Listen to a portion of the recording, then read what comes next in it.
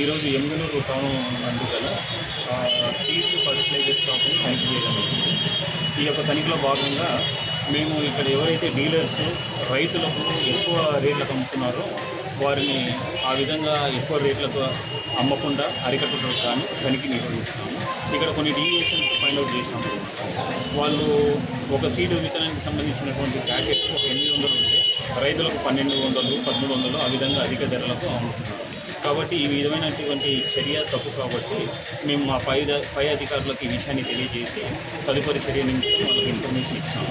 60 act కింద దీన్ని case మేము ఫైల్ చేసి తదుపరి చర్యను మేము తీసుకుంటాం.